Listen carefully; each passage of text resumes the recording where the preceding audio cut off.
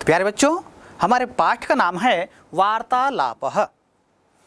जब हम बात करते हैं वार्तालाप की, जिसे हम संभाषण कहते हैं या संवाद भी कहा जाता है, जैसे संस्कृत के विषय में कहा जाता रहा है कि ये प्राचीन काल की भाषा रही है, लेकिन वास्तव में ऐसा नहीं है। संस्कृत का व्यवहार आज भी किया जाता है।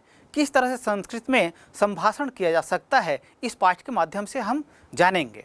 तो यहाँ हम इस पाठ में अलग अलग स्थितियों में किस तरह से संवाद या वार्तालाप किया जाता है, इसके विषय में अध्ययन करेंगे। तो जिन स्थितियों के बारे में हम अध्ययन करने जा रहे हैं वे स्थितियाँ हैं मित्रस्य परिचयः।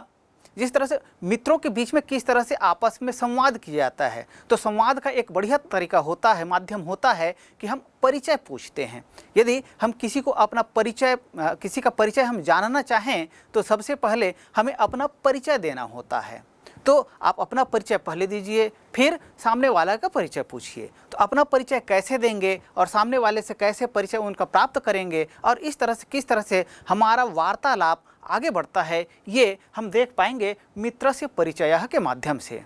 इसके पश्चात हम आगे देखेंगे, आप सभी जानते हैं, आप सभी कक्षा 10वीं में पढ़ रहे हैं और कक्षा 10वीं में जब विभिन्न अलग अलग छात्रों से आप मिलते हैं तो किस तरह से अलग अलग छात्रों से या अपने मित्रों से आप बात करते हैं, इसको हम संस्कृत में किस तरह से रूपांतरण कर सकते हैं, या कहें कि संस्कृत में किस तरह से कक्षा में बच्चों के बीच में वार्तालाप किया जा सकता है, इसका अध्ययन हम कक्षायाम छात्राणाम संभाषणम इसके अंतर्गत देखेंगे।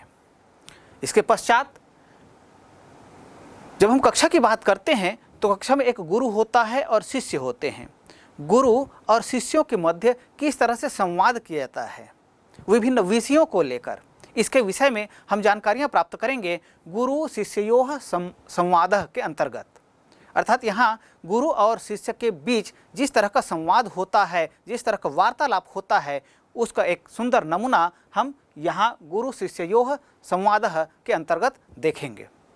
केवल संस्कृत का व्यवहार कक्षा शिक्षण में ही नहीं होता है, अपितु सामान्य जीवन में भी होता है।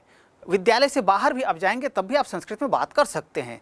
किस तरह से और कहाँ बात कर सकते हैं, जैसे आप घूमते हुए किसी उद्यान में जाते हैं, उद्यान में अपने मित्रों के साथ टहल रहे हैं और टहलते हुए आप अपने मित्र से किस तरह से बात करेंगे। तो उद्यान में आप जिन चीज़ों को देखते हैं उसके विषय में अब या तो आप जानते हैं तो अपने मित्र को बताएंगे या मित्र से अपनी जिज्ञासा शांत करेंगे। मित्र को पूछेंगे कि हाँ, यह जो दिखाई दे रहा है ये कैसे दिखाई दे रहा है, इसको हम संस्कृत में किस तरह से आपस में वार्तालाप के माध्यम से जान सकते हैं, देख सकते हैं, ये हमको दिखाई देगा उद्याने वार्तालापः इस अंश के अंतर्गत। इस अंश में दो मित्र जो हैं आपस में किस तरह से उद्यान में भ्रमण करते हुए, टहलते हुए संस्कृत में आपस में वार्तालाप करते हैं, इसका एक सुंदर नमूना हमें उद्याने वार्तालापः में दिखाई देगा। प्यारे छात्रों, हमारे जीवन में पर्यावरण का विशेष महत्व है। जब हम बात करते हैं वार्तालाप की, तो वार्तालाप, और हम बात कर रहे हैं संस्कृत में वार्तालाप की, तो संस्कृत में जब वार्तालाप कर रहे हैं तो कैसे, किन स्थितियों में हम वार्तालाप कर सकते हैं। हम पर्यावरण सुरक्षा की बात करते हैं, पर्यावरण संचेतना की बात करते हैं, तो पर्यावरण के विषय में किस तरह से एक सुंदर संवाद स्थापित किया जा सकता है संस्कृत में, इसका एक सुंदर नमूना हम देख पाएंगे पर्यावरणस्य रक्षणम के अंतर्गत। यहाँ दो मित्र जो हैं आपस में पर्यावरण की रक्षा के विषय में आपस में संवाद करते हुए, वार्तालाप करते हुए हमें यहाँ दिखाई देंगे। जब हम खेलते हैं तो खेल में भी खेल जो है जीवन का एक अहम हिस्सा है, पड़ाव है। हम सब खेलते ही हैं, आप जानते हैं, अपने मित्रों के साथ आप खेलते हैं। तो खेल में किस तरह से संस्कृत का व्यवहार किया जा सकता है, इसको आप देख पाएंगे क्रीड़ा विषय संभाषणम में। अर्थात संस्कृत में हम बात करेंगे और खेल के विषय में बात करेंगे। मैंने कहने का तात्पर्य यह है कि वार्तालाप जो है ये अलग अलग विषयों पर हो सकता है। हम पर्यावरण की बात कर सकते हैं, हम खेल के बारे में बात कर सकते हैं अपने मित्रों के साथ। इस तरह से वार्तालाप क्या है, संवाद क्या है, इस संस्कृत में कैसे किया जा सकता है, ये सारी चीज़ें हम इस पाठ में सीखेंगे। आगे हम देखते हैं, जब हम अपने घर में रहते हैं, घर के विभिन्न सदस्यों के साथ जब बात करते हैं, तो क्या यह वार्तालाप भी संस्कृत में किया जा सकता है? हाँ, अवश्य किया जा सकता है। इस पाठ में हम यह भी देखेंगे माता पुत्रयोः संभाषणम, अर्थात माता और पुत्र के बीच में किस तरह से आपस में संभाषण होता है, वार्तालाप होता है, किया जा सकता है, ये हम इस अध्याय में देखेंगे। इसी तरह से जब हम कहीं घूम रहे हों, चाहे गांव में घूम रहे हों, नगर में घूम रहे हों, किसी बगीचे में घूम रहे हों, वहाँ भी हम अपने मित्रों के साथ में बातचीत कर सकते हैं। तो इन भ्रमण करते हुए जो बातचीत किया जाता है, वार्तालाप किया जाता है, इसका एक सुंदर नमूना या एक सुंदर उदाहरण यहाँ हम नगर भ्रमणम के अंतर्गत करेंगे। तो यहाँ आप देखेंगे कि किस तरह से दो व्यक्ति जो है आपस में नगर भ्रमण करते हुए विभिन्न चीज़ों को देखते हुए आपस में बात करते हैं। तो बात करने के लिए हम विभिन्न चीज़ों को जब देखते हैं तो उसके विषय में अपनी जिज्ञासा प्रकट करते हैं या किसी चीज़ को हम किसी को बताते हैं। तो इस तरह के दो मित्र जो हैं आपस में नगर का भ्रमण करते हुए आपस में वार्तालाप करते हैं, ये हम देख पाएंगे नगर भ्रमणम में। इसी तरह से स्वास्थ्य जो है हमारे जीवन का अहम हिस्सा है। स्वास्थ्य की जब बात करते हैं तो कभी कभी स्वास्थ्य जो है खराब हो जाता है, अर्थात हम जो है रोगी हो जाते हैं। रोगी हो जाने पर निश्चित रूप से हमें चिकित्सक या वैद्य के पास जाना होता है। जब हम वैद्य के पास जाएंगे तब वैद्य से हम किस तरह से वार्तालाप कर सकते हैं, अपनी बात कह सकते हैं, अपनी पीड़ा बता सकते हैं। वैद्य जो है किस तरह से हमारी पीड़ा का, हमारे रोग का निदान कैसे करेंगे या उसके लिए क्या क्या सावधानियां रखनी चाहिए, इसके बारे में जो बताते हैं, ये वैद्य रोगी संभाषण के अंतर्गत आता है। तो हम इस पाठ में इन चीज़ों को भी, वैद्य रोगी के बीच में किस तरह संभाषण किया जा रहा है, वार्तालाप किया जा रहा है, इसका एक नमूना देखेंगे।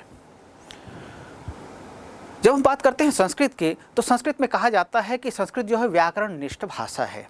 लेकिन जब हम बात करते हैं संभाषण की, तो संभाषण में व्याकरण की उतनी आवश्यकता नहीं पड़ती है। जिस तरह से एक छोटा शिशु जब अपने घर में, परिवार में बात करता है, माता से बात करता है, तब वो व्याकरण के विषय में बिल्कुल नहीं जानता है। लेकिन जिस भी भाषा में वो बात करता है, बात करने के लिए, भाषा के लिए व्याकरण की आवश्यकता नहीं होती है। हाँ, लेकिन जब संस्कृत की बात करें और इसको जब हम परिनिष्ठित भाषा की कहते हैं, एक अच्छे संवाद की बात करें, तब इसमें व्याकरण की आवश्यकता अनुभव होती है। तो किस तरह से संस्कृत में व्याकरण का स्थान है, इसके विषय में हम संस्कृत व्याकरण विषये वार्तालापः के अंतर्गत इसका अध्ययन करेंगे।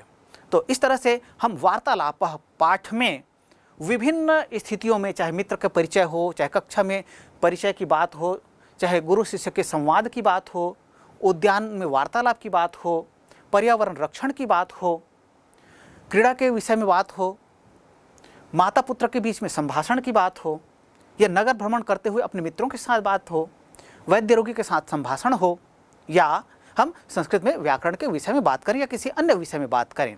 तो इस पाठ में हम इन सभी के माध्यम से हम समाज में किस तरह से विभिन्न लोगों के साथ एक सार्थक वार्तालाप कर सकते हैं, ये सीखेंगे, जानेंगे। तो इस तरह से, और यदि हम ऐसा कर पाते हैं तो निश्चित रूप से कक्षा 10वीं में रखा गया यह पाठ वार्तालापः, ये पढ़ना और समझना सार्थक होगा। प्यारे बच्चों, जब हम किसी से बात करते हैं तो केवल अपनी ही बातें नहीं कहते हैं। बात करते हुए हमको उनसे कुछ पूछना होता है। तो पूछने के लिए क्या करेंगे? जैसे हम कहते हैं तुम्हारा नाम क्या है, ये कहते हैं, तो क्या, ये क्या है? एक प्रश्नवाचक शब्द है। तो इसी तरह से जब हम संस्कृत में वार्तालाप की बात करते हैं तो इसमें भी कुछ प्रश्नवाचक जो शब्द होते हैं इनका प्रयोग किया जाता है। इसके लिए जैसे किम, किम जो शब्द है इसके रूप जो है आप सभी जानते हैं, तीनों लिंगों में इसके शब्द रूप चलते हैं। तो इनमें से जो बहुतायत में प्रयोग होने वाले शब्द हैं वे हैं जैसे किम, किम का प्रयोग करते हैं क्या, ये तात्पर्य होता है इसका। इसी तरह से हम जैसे कहते हैं कि तुम कहाँ जा रहे हो, तो कहाँ के लिए कुत्र का प्रयोग किया जाता है। कुत्र जो ये अव्यय प्रयोग है, अव्यय शब्द है। और अव्यय वे शब्द होते हैं जिनका प्रयोग कहीं भी किसी भी स्थिति में किया जाए इनका स्वरूप नहीं बदलता है, वे शब्द अव्यय कहलाते हैं। तो हम बात कर रहे हैं प्रश्न सूचक शब्दों की। तो संस्कृत में जब वार्तालाप करते हैं तो किम, कुत्र, कथम, कुतः, किमर्थम, कदा, केन, कह जैसे प्रश्नवाचक शब्द जो हैं इन सभी का प्रयोग वार्तालाप में सामान्य रूप से किया जाता है। इसके अलावा जैसे मैंने कहा कि किम, किम जो शब्द है इसके जितने रूप हैं, तीनों लिंगों में जो रूप हैं, उन सभी रूपों का प्रयोग हम वार्तालाप में निश्चित रूप से करते ही हैं और इनका प्रयोग करने से ही हमारा वार्तालाप जो होता है वो आगे बढ़ता है। एक सार्थक वार्तालाप इन प्रश्नवाचक शब्दों के माध्यम से ही संभव हो पाता है। तो प्यारे बच्चों, अभी हमने इस पाठ में देखा कि किस तरह से वार्तालाप किया जा सकता है, कहाँ कहाँ किन किन के बीच किया जा सकता है, किस तरह के शब्दों का प्रयोग किया जा सकता है और किस तरह से हम अपने वार्तालाप को सार्थक बना सकते हैं। इसके विषय में महत्वपूर्ण जानकारियाँ हमने इस पाठ में प्राप्त किया। प्यारे बच्चों, वार्तालाप पाठ में विभिन्न व्यक्तियों के बीच में वार्तालाप दिया गया है। आइए हम दो मित्रों के बीच में किस तरह से वार्तालाप किया जाता है इसका एक जीवंत उदाहरण देखते हैं। तो दो मित्र हैं, सरोवर और विभव, वे किस तरह से आपस में वार्तालाप कर रहे हैं ये देखिए। मित्रस्य परिचयः। नमो नमः। भवतः किं नाम अस्ति? मम नाम विभवः अस्ति। किं भवतः प्रियविषयः? संस्कृतम् इति मम प्रियविषयः। भवान् कुत्र गच्छति? अहं जगदलपुरं गच्छामि। कथं? बस्तरस्य सौन्दर्यं द्रष्टुं गच्छामि। बस्तरे बहूनि दर्शनीयानि स्थलानि सन्ति। किं दर्शनीयस्थलं द्रष्टुम् इच्छसि? अहं तीरथगढ़ प्रपातं द्रष्टुमिच्छामि। अहं तीरथगढ़ प्रपातं द्रष्टुम इच्छामि। प्यारे बच्चों, अभी आपने देखा दोनों मित्र सरोवर और विभव किस तरह से एक दूसरे का परिचय प्राप्त करते हुए बातचीत करते हैं। यही बातचीत है जो हम संवाद के नाम से जानते हैं। अभी आपने इस वार्तालाप को सुना जो सरोवर और विभव के मध्य हुआ। क्या आप इसका तात्पर्य समझते हैं? बिल्कुल समझते हैं। आइए मैं एक बार पुनः आपको बताता हूँ। सरोवर ने विभव से पूछा, देखिए हम जब कभी भी किसी से परिचय प्राप्त करते हैं तो सबसे पहले हमें अभिवादन करना चाहिए। तो वैसा ही सरोवर ने किया। सबसे पहले क्या किया उन्होंने? सबसे पहले उन्होंने कहा नमो नमः। फिर उन्होंने अपना परिचय दिया, भवतः नाम किम, अर्थात सबसे पहले उन्होंने नमस्कार किया। फिर अपने मित्र विभव से आपका क्या नाम है यह पूछा। अब सरोवर के द्वारा इस तरह से पूछे जाने पर विभव ने क्या किया? विभव वो अपना परिचय दिया, कहता है कि मम नाम विभवः अस्ति, मेरा नाम विभव है। यह विभव ने उत्तर दिया। फिर सरोवर कहता है, क्या कहता है कि किम भवतः प्रिय विषयः, तुम्हारा प्रिय विषय क्या है। देखिए जब कोई प्रश्न करता है तो निश्चित रूप से उसका उत्तर हमें देना होता है। तो क्या सरोवर के द्वारा यह जो प्रश्न पूछा गया इसका उत्तर विभव ने दिया? हाँ बिल्कुल दिया। क्या उत्तर दिया देखते हैं। संस्कृतम इति मम प्रिय विषयः, संस्कृत मेरा प्रिय विषय है। ये जवाब उत्तर विभव ने दिया। अर्थात हम जो विभिन्न विषयों को पढ़ते हैं उन विषयों में से प्रत्येक बच्चा का कोई ना कोई प्रिय विषय होता है। जिस तरह से मेरा प्रिय विषय संस्कृत है उसी तरह से विभव भी कहता है कि मेरा प्रिय विषय संस्कृत है। हो सकता है आपका प्रिय विषय गणित हो सकता है विज्ञान हो, या हो सकता है आप भी संस्कृत पढ़ने में रुचि रखते हों। तो विभव कहता है कि संस्कृतम इति मम प्रिय विषयः अस्ति, संस्कृत मेरा प्रिय विषय है। अब ये तो सामान्य बात हो गई। इसके बाद फिर हमारा वार्तालाप आगे बढ़ता है और सरोवर जो है कहता है भवान कुत्र गच्छति। देखिए केवल नाम पूछ दिए इतने में हमारा काम चल गया, इतने में हम संस्कृत में वार्तालाप कर लिए, इतना पर्याप्त नहीं है। इसके आगे हमको कुछ और बात करना होता है। तो क्या बात करें? तो सरोवर कहता है कि भवान कुत्र गच्छति, आप कहाँ जा रहे हो। तो अब इस तरह से जब पूछ दिया गया कि कहाँ जा रहे हैं तब उसका उत्तर भी निश्चित रूप से आएगा। तो विभव कहता है अहम जगदलपुरम गच्छामि, मैं जगदलपुर जा रहा हूँ। आप भी जगदलपुर गए होंगे। तो आप या जगदलपुर की बात नहीं है, आप कहीं भी जाते हैं, जैसे बाजार भी जाते हैं तो कोई पूछ दिया, आपके पिताजी पूछ दिए, आपका मित्र पूछ दिया कि आप कहाँ जा रहे हो, तो उत्तर देते हैं ना, बिल्कुल। तो इसी तरह से विभव ने भी उत्तर दिया, अहम जगदलपुरम गच्छामि, मैं जगदलपुर जा रहा हूँ। अब जैसे आप बाजार जा रहे हैं, ये आपने उत्तर दिया, तब कोई आपसे पूछता है कि क्यों जा रहे हो, तो वैसे ही सरोवर ने प्रश्न किया पुनः, कथम, कैसे, किस कारण से जगदलपुर जा रहे हो, यह कहने का तात्पर्य था। फिर विभव कहता है, बस्तरस्य सौंदर्यम द्रष्टुम गच्छामि, बस्तर के सौंदर्य को देखने के लिए जा रहा हूँ। प्यारे बच्चों, आप भी बस्तर गए होंगे, बस्तर के विषय में जानते हैं। बस्तर जो है प्राकृतिक दृश्यों से भरपूर, या कहें कि प्राकृतिक दृश्यों से संपन्न प्रदेश है, संपन्न क्षेत्र है। तो सरोवर कहता है, बस्तरे बहूनि दर्शनीय स्थलानि सन्ति, किम दर्शनीय स्थलम द्रष्टुम इच्छसि, बस्तर में तो बहुत से देखने योग्य स्थल हैं। जैसे आप गए होंगे वहाँ, आप देखे हैं या रहते हैं वहाँ, आप देखते हैं चित्रकूट, आप देखते हैं कांगेर घाटी, आप देखते हैं तीरथगढ़ जलप्रपात देखते हैं, तो ऐसे बहुत से दर्शनीय स्थल हैं। तो इन दर्शनीय स्थलों में से कौन से दर्शनीय स्थल तुम देखने की इच्छा रखते हो, ऐसा सरोवर ने पूछा। तब विभव कहता है, अहम तीरथगढ़ द्रष्टुम इच्छामि, मैं तीरथगढ़ जलप्रपात है उसको देखने की इच्छा रखता हूँ, इसलिए मैं बस्तर जा रहा हूँ। तो प्यारे बच्चों, इस तरह से दो मित्र आपस में एक अपना परिचय देते हुए फिर किसी दर्शनीय स्थल को जाने के विषय में बात करते हैं संस्कृत में। तो इस तरह से संस्कृत में वार्तालाप दो मित्रों के बीच में किस तरह होता है, इसका एक सुंदर नमूना आपने देखा। इसी तरह से आप भी अपने मित्रों के साथ किसी भी विषय पर वार्तालाप करने में समर्थ हो सकते हैं, बस थोड़ा सा अभ्यास करने की आवश्यकता है। प्यारे बच्चों, अभी आपने देखा दो मित्र आपस में बात कर रहे थे। अब यदि हम अपनी कक्षा में आते हैं तो कक्षा में किस तरह से बच्चे आपस में बातचीत करते हैं उसका एक सुंदर नमूना यहाँ इस पाठ में दिया गया है, वार्तालाप पाठ में दिया गया है। आइए हम इस संभाषण को, इस वार्तालाप को सुनते हैं जो कक्षा में छात्रों के बीच हो रहा है। कक्षायाम छात्राणाम संभाषणम, कक्षायाम छात्राणाम संभाषणम, नदीम भवान किम करोति, अहम संस्कृतं पठामि, स्वः सायंकाले भवान कुत्र मिलिष्यति, श्वः सायंकाले अहम स्वगृहे मिलिष्यामि, नदीम भवान सत्यं वदति किम, भवान जसपुरं गमिष्यति परश्वः आगमिष्यति, अहम तु विस्मृतवान्, किसान अद्य मम गृहम् आगच्छतु, सम्यक् पठिष्यावः,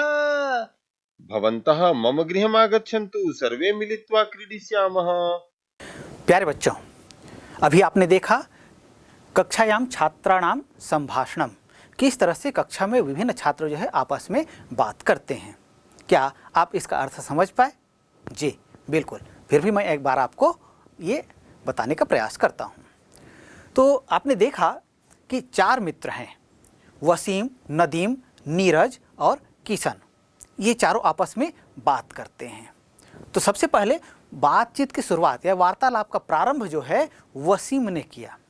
वसीम जो है अपने मित्र से पूछता है, क्या कहता है, नदीम भवान किम करोति, आप क्या कर रहे हैं। तो जिस समय उनसे बात की जा रही थी, कक्षा की बात है, तो सामान्य रूप से होता क्या है कि जब कभी अवकाश होता है या रिक्त समय होता है, उस समय कुछ बच्चे कुछ ना कुछ करते रहते हैं, लेकिन हाँ, कुछ बच्चे ऐसे भी होते हैं जो अध्ययन में लगे रहते हैं। तो नदीम भी उस समय अध्ययन में लगा हुआ था। तो नदीम कहता है, अहम संस्कृतम पठामि, मैं इस समय संस्कृत पढ़ रहा हूँ। इस तरह से उन्होंने उत्तर दिया। और फिर वसीम ने कहा, ठीक है, अभी तो अवकाश है, उस समय भी तुम पढ़ रहे हो, तब स्वः सायंकाले भवान कुत्र मिलिष्यति, आप शाम के समय कहाँ मिलेंगे। मित्रों में सामान्य रूप से बात होती है कि हाँ, विद्यालय के पश्चात वे आपस में मिलते हैं, खेलते हैं, या कहीं मनोरंजन के लिए जाते हैं। तो इस तरह से वसीम ने नदीम से पूछा कि आज शाम को तुम कहाँ मिलोगे। अब नदीम कहता है, वसीम ने नदीम से पूछा, स्वः सायंकाले भवान कुत्र मिलिष्यति, तुम कल शाम को कहाँ मिलोगे। तो उसके प्रश्न को सुनकर नदीम जो है कहता है कि स्वः सायंकाले अहम स्वगृहे मिलिष्यामि, कल शाम को मैं अपने घर पर ही रहूँगा, इसलिए मैं घर में ही मिलूँगा, कहीं दूसरे स्थान पर जाने का मेरा कोई कार्यक्रम नहीं है। ऐसा नदीम जो है वसीम को बताता है। फिर वसीम जो है नदीम से कहता है, नदीम भवान सत्यम वदति किम, क्या तुम सच बोल रहे हो, कुछ भूल तो नहीं रहे हो। क्यों?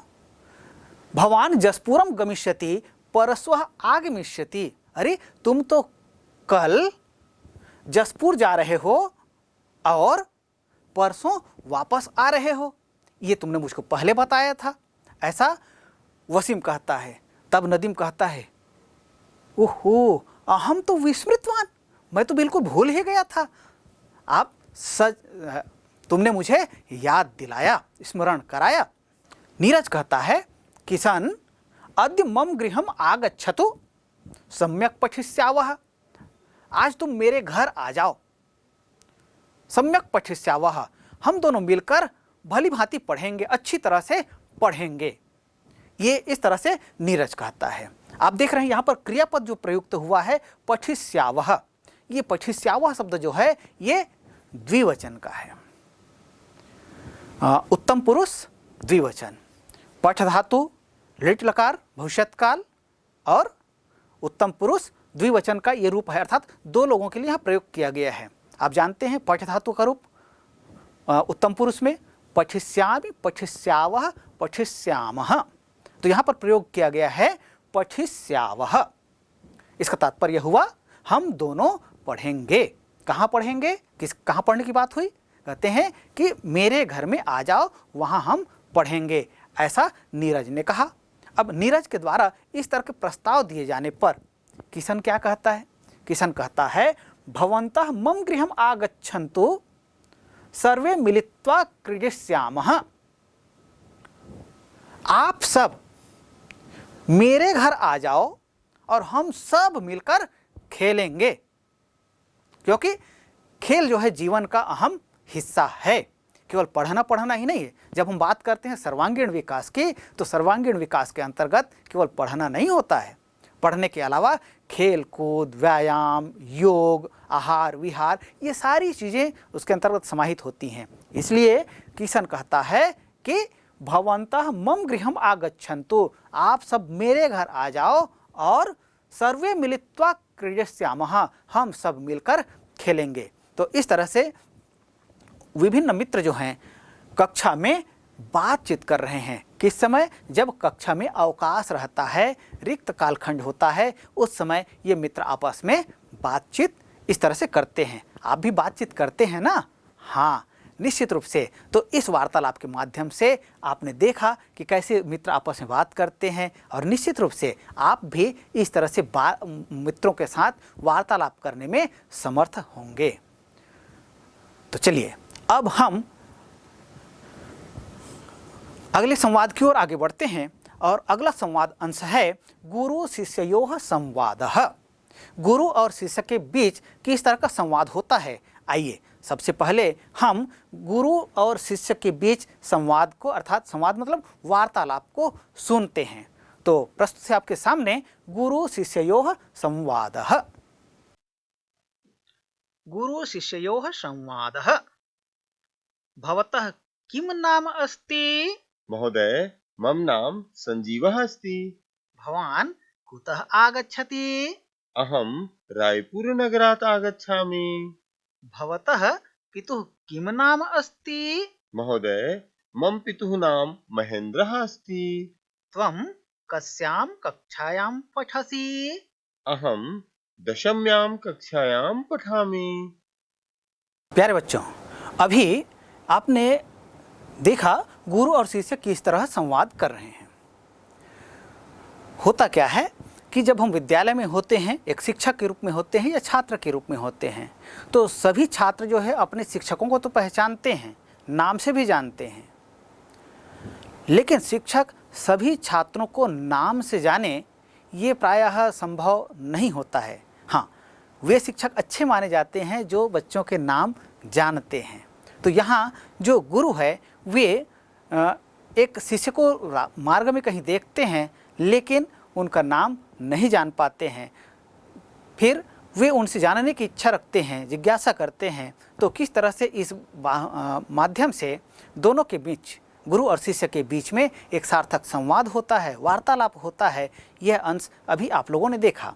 और इसमें क्या बातें की गई ये आप निश्चित रूप से समझ पाए होंगे। फिर भी मैं आपको बताना चाहूँगा कि गुरु जो है उस शिष्य को देखकर कहते हैं क्या कहते हैं? भवतः किम नाम अस्ति, आपका क्या नाम है? हमारे विद्यालय का हुई तो मैं पहचानता हूँ, जानता हूँ, लेकिन आपका नाम क्या है? तब शिष्य जो है उनको उत्तर देते हुए कहते हैं, महोदय मम नाम संजीवः अस्ति, मेरा नाम संजीव है। तो शिष्य के द्वारा इस तरह से कहे जाने पर गुरु उनसे पुनः प्रश्न करते हैं और कहते हैं, भवान कुतः आगच्छति, आप कहाँ से आ रहे हो? तो गुरु के द्वारा इस तरह से पूछे जाने पर शिष्य जो है उनको उत्तर देते हुए कहते हैं, अहम रायपुर नगरात आगच्छामि, मैं रायपुर नगर से आ रहा हूँ। किसी कार्य से मैं रायपुर नगर, आप जानते हैं छत्तीसगढ़ की राजधानी है, तो किसी कार्य से मैं छत्तीसगढ़ की राजधानी रायपुर गया था, वहाँ से आ रहा हूँ, ऐसा शिष्य ने अपने गुरु को उत्तर देते हुए कहा। फिर गुरु जो है उनसे पूछते हैं, भवतः पितुः किम नाम अस्ति, अच्छा तुम्हारे पिताजी का क्या नाम है? संभवतः गुरु जो है उनके पिताजी को जानते हों या जान सकते हैं, इसलिए वे उनके पिता का नाम जानना चाहते हैं। गुरु के इस प्रश्न को सुनकर शिष्य जो है उत्तर देते हुए कहते हैं, महोदय मम पितुः नाम महेंद्र अस्ति, मेरे पिता का नाम महेंद्र है। शिष्य के द्वारा ऐसा उत्तर दिए जाने पर गुरु जो है कहते हैं, त्वं कस्याम कक्षायाम पठसि, तुम किस कक्षा में पढ़ते हो? अभी मैंने कहा कि शिष्य जो है गुरु को तो पहचानते हैं, नाम से जानते हैं, लेकिन गुरु जो है सभी शिष्यों को नाम से जाने ये आवश्यक नहीं होता है। और साथ ही कौन सी कक्षा में कौन सा बच्चा है ये भी, चूँकि छात्रों की संख्या बहुत अधिक होती है, इसलिए प्रायः सभी शिक्षकों के लिए, सभी गुरु के लिए यह जानना संभव प्रतीत नहीं होता है। हाँ, तो गुरु जो है शिष्य से कहते हैं, त्वं कस्याम कक्षायाम पठसि, तुम किस कक्षा में पढ़ते हो? तो गुरु के द्वारा यह प्रश्न किए जाने पर शिष्य गुरु को उत्तर देते हुए कहते हैं, अहम दशम्याम कक्षायाम पठामि, मैं 10वीं कक्षा में पढ़ता हूँ। तो इस तरह से गुरु और शिष्य के मध्य एक सार्थक संवाद होता है। केवल गुरु और शिष्य का संवाद जो है विद्यालय परिसर में हो आवश्यक नहीं है। गुरु और शिष्य कहीं पर भी मिल सकते हैं, कहीं पर भी उनमें बातचीत हो सकती है। केवल गुरु और शिष्य ने किसी के मध्य, किसी के साथ हमें बातचीत करना हो तो किस तरह से बातचीत किया जा सकता है, या किसी अजनबी से भी हम बात करें तो किस तरह से बात कर सकते हैं, ये इसका एक सुंदर नमूना यहाँ गुरु शिष्य संवाद के रूप में हमने देखा। तो निश्चित रूप से आप भी इस तरह से अपने गुरु से या किसी अपरिचित व्यक्ति से भी संस्कृत में वार्तालाप करने में समर्थ हो पाएंगे। ये हमारे इस अंश का उद्देश्य रहा है। प्यारे बच्चों, आप जानते हैं परीक्षाओं में विभिन्न तरह के प्रश्न पूछे जाते हैं। जैसे अभी आपने एक वाक्य देखा, अहम दशम्याम कक्षायाम पठामि। कभी कभी प्रश्न पूछा जाता है, इस वाक्य का कर्ता पद क्या है? अब कर्ता पद की पहचान कैसे करेंगे? तो देखिए, किसी भी वाक्य में कर्ता और क्रिया का होना आवश्यक होता है। संस्कृत में कर्ता के अनुसार क्रिया का रूप होता है, यह भी आप जानते हैं। क्रिया आप इस वाक्य में आप देख रहे हैं पठामि, यह क्रिया है और अहम जो है ये क्या है, ये कर्ता पद है। क्रिया का रूप जो है वो कर्ता पद के अनुसार सुनिश्चित होता है। कर्ता अहम अर्थात उत्तम पुरुष एक वचन का है, इसलिए क्रिया भी उत्तम पुरुष एक वचन का होगा। जो कि बात जो है वर्तमान काल में की जा रही है, इसलिए वर्तमान काल अर्थात लट लकार उत्तम पुरुष एक वचन क्रिया का रूप यहाँ प्रयुक्त हुआ है पठामि। क्यों? क्योंकि कर्ता पद है अहम, इसलिए। तो प्यारे बच्चों, ये आपने देखा गुरु शिष्य संवाद। और अब इसके आगे हम देखते हैं उद्याने वार्तालापः। अभी गुरु शिष्य संवाद में आपने देखा कि गुरु और शिष्य में आपस में संवाद हो रहा है, लेकिन उद्यान में अर्थात किसी भी स्थान पर वार्तालाप जैसे होता है, किस तरह से वार्तालाप होता है या किया जा सकता है, तो ऐसा ही एक नमूना उद्याने वार्तालापः के माध्यम से आपके सामने प्रस्तुत किया जा रहा है। तो आइए हम सबसे पहले उद्यान में बातचीत सुनते हैं उद्याने वार्तालापः के अंतर्गत। उद्याने वार्तालापः। रणवीर भवान कुत्र गच्छति? अहम् उद्यानं प्रति गच्छामि। किमर्थम्? भ्रमणार्थम्। प्रातः काले भ्रमणं मह्यम् अपि रोचते। तर्हि भवान् चलतु। बाढ़म् अहमपि चलामि। प्यारे बच्चों, अभी आपने सुना उद्याने वार्तालापः अर्थात उद्यान के विषय में बातचीत। दो मित्र हैं, रणधीर और रणवीर। ये दोनों रणधीर जो है देखता है, क्या देखता है कि रणवीर कहीं जा रहा है, तो वो उससे पूछता है और इस तरह से उन दोनों में एक सार्थक वार्तालाप होती है। तो ये वार्तालाप उद्यान के विषय में होता है, क्योंकि जिस समय रणधीर के द्वारा रणवीर को पूछा गया वो उस समय उद्यान भ्रमण के लिए जा रहा था। आप भी भ्रमण के लिए जाते हैं ना? हाँ बिल्कुल, सुबह सुबह का जो समय होता है ये भ्रमण के लिए या कहें कि हमारे स्वास्थ्य के लिए बहुत अच्छा होता है। तो निश्चित रूप से आप सब भी सुबह जल्दी उठा करें और भ्रमण किया करें उस समय, क्योंकि कहा गया है सुबह की हवा लाख रुपये की दवा। तो प्यारे बच्चों, यहाँ हम देखते हैं उद्यान के विषय में वार्तालाप जो रणधीर और रणवीर के मध्य हो रहा है। तो रणधीर जो है रणवीर से कहता है, रणवीर भवान कुत्र गच्छति? अर्थात रणवीर आप कहाँ जा रहे हो? तो उसके द्वारा रणधीर के द्वारा इस तरह के प्रश्न पूछे जाने पर उसका मित्र तत्काल उसी समय उत्तर देते हुए कहते हैं, अहम उद्यानम प्रति गच्छामि। मैं उद्यान की ओर जा रहा हूं। रणधीर कहता है, किमर्थम? किस लिए वहां जा रहे हो? तब रणवीर कहता है, भ्रमणार्थम। मैं भ्रमण के लिए जा रहा हूं, टहलने के लिए जा रहा हूं, उद्यान घूमने के लिए जा रहा हूं। क्योंकि उद्यान में टहलना, विभिन्न पेड़ पौधों को देखना, फूलों को देखना, ये बड़ा सुंदर होता है और वहाँ की हवा जो होती है वो अच्छी होती है, इसलिए मैं सुबह सुबह उद्यान भ्रमण के लिए जा रहा हूँ। ऐसा रणवीर जो है अपने मित्र रणवीर को उत्तर देते हुए कहते हैं। अब रणवीर के द्वारा इस तरह से कहे जाने पर रणधीर कहता है, प्रातः काले भ्रमणम मह्यम अपि रोचते। सुबह सुबह घूमना, भ्रमण करना मुझको भी अच्छा लगता है। तो रणवीर उनको कहता है, तर्हि भवान चलतु। तो आप भी चलिए, भाई अकेले तो वहाँ जा ही रहा हूँ, आप भी साथ में चले, दोनों मित्र बढ़िया वहाँ भ्रमण करेंगे। तो उसके द्वारा ऐसा प्रस्ताव दिए जाने पर रणधीर कहता है, बाढ़म, अच्छा, अहमपि चलामि, मैं भी चलता हूँ। तो इस तरह से दोनों मित्र जो है भ्रमण के लिए जाते हैं। प्यारे बच्चों, यहाँ आप देख रहे हैं भवान कुत्र गच्छति। यह जो वाक्य है इसमें आपको विभिन्न परीक्षाओं में अलग अलग तरह के प्रश्न पूछे जाते हैं। जैसे यह एक वाक्य दे दिया जाएगा, रणवीर भवान कुत्र गच्छति। इस वाक्य में अव्यय पद चुनकर लिखिए। तब अव्यय किसको कहेंगे आप? अव्यय की परिभाषा आप जानते हैं। अव्यय वे पद होते हैं जिनका किसी भी स्थिति में कोई परिवर्तन नहीं होता है, जिसमें व्यय नहीं होता है। यद व्ययम न भवति तद अव्ययम, अर्थात जिसका कहीं कोई व्यय नहीं होता है वे पद जो हैं अव्यय कहलाते हैं।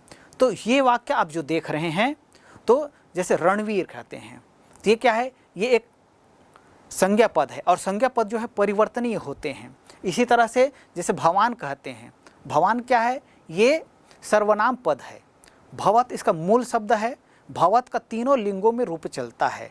तो यहाँ पर चूँकि रणवीर के लिए आया है तो ये क्या हुआ? ये पुल्लिंग हुआ, इसलिए भवान का प्रयोग किया गया। भवत नपुंसकलिंग में रूप, भवान पुल्लिंग में रूप और भवती यह स्त्रीलिंग में रूप होता है। और जैसे ये शब्द का रूप है इसलिए इसके रूप भी चलते हैं प्रथमा से लेकर सप्तमी पर्यंत। तो यहाँ ये जो भवान पद आया है ये प्रथमा विभक्ति एक वचन का रूप है। हाँ, लेकिन प्रश्न क्या किया गया? प्रश्न यहाँ पर पूछा गया है कि रणवीर भवान कुत्र गच्छति, इस वाक्य में अव्यय पद चुन कर लिखिए। तो अव्यय पद किसको कहेंगे? अच्छा, अब दो शब्दों की हमने चर्चा कर ली। अब चौथा शब्द हम देखते हैं गच्छति। गच्छति जो है तीतः अंति, ये जो प्रत्यय होते हैं ये जिन धातुओं में लगे होते हैं वे क्रियापद होते हैं। तो गम जो है यहाँ पर क्रिया है, गम का रूप बनता है गच्छ और गच्छ में फिर उत्ती प्रत्यय जुड़ा हुआ है। तो इस तरह से रूप बना है गच्छति। गच्छति, गच्छता, गच्छन्ति, आप जानते हैं इसके रूप धातु रूप जिसको कहते हैं। तो इसका भी रूप कैसा है? वो परिवर्तनशील है। अब बच गए एक शब्द कुत्र। कुत्र जो है क्या है? ये स्थानवाचक अव्यय पद है। तो यहाँ पर इस वाक्य में यदि आपको अव्यय पद या अव्यय शब्द चुन कर लिखने के लिए कहा जाए तो आप निश्चित रूप से कुत्र का चयन करेंगे। क्यों? क्योंकि कुत्र जो है स्थानवाचक अव्यय है। तो प्यारे बच्चों, अभी आपने देखा उद्याने वार्तालापः, किस तरह से एक विषय उद्यान को लेकर के दो मित्रों में आपस में वार्तालाप होता है और दोनों जो हैं फिर बातचीत करते हुए उद्यान के लिए भ्रमण करने के लिए प्रस्थान करते हैं।